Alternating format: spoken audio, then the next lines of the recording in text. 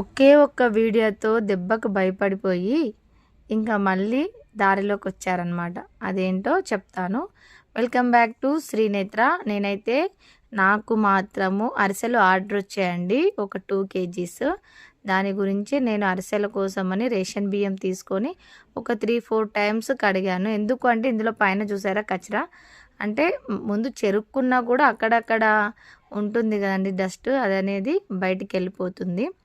దాని తర్వాత నేనొచ్చేసి మంచినీళ్ళతో ఒక 18 అవర్స్, అంటే ఒక 18 గంటల వరకు నానబెట్టుకున్నాను. ఒక హాఫ్ డే, ఒక నైట్ మొత్తం నానబెట్టుకున్నాననమాట.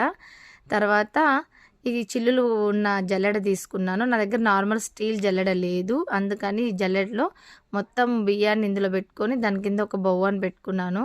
అంటే వాటర్ మొత్తం కిందికి జారిపోవడానికనేసి ఒక హాఫ్ అన్ అవర్ ఇలా వదిలిపెట్టేశానండి. నీరంతా పోయిన తర్వాత ఒక 5-10 మినిట్స్ ఒక కాటన్ క్లాత్ మీద దీన్ని పోసేసుకున్నాను.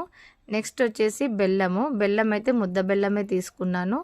బెల్లాన్ని పలగొట్టుకొని కరిగించుకున్నానండి. ముందుగా నాకైతే వీడియో తీయడానికి ఎవరూ లేరు, ఒక్కదాన్నే చేసుకుంటాను. వీడియో తీస్తూ చేస్తానన్నమాట. అందుకని కొన్ని దగ్గర కొన్ని వీడియోస్ మిస్ అయిపోయాయి.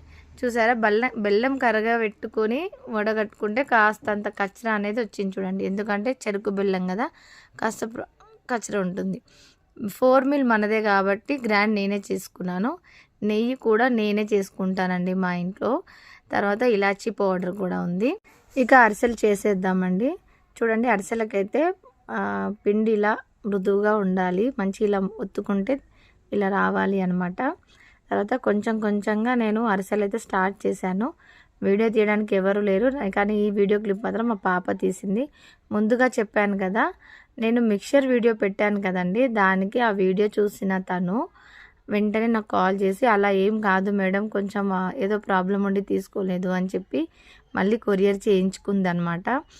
చాలా థ్యాంక్స్ అండి తనకు కూడా. ఎందుకు అంటే మా ప్రాబ్లమ్స్ మాకుంటాయి, చిన్న వ్యాపారం కాబట్టి. Thank you for watching.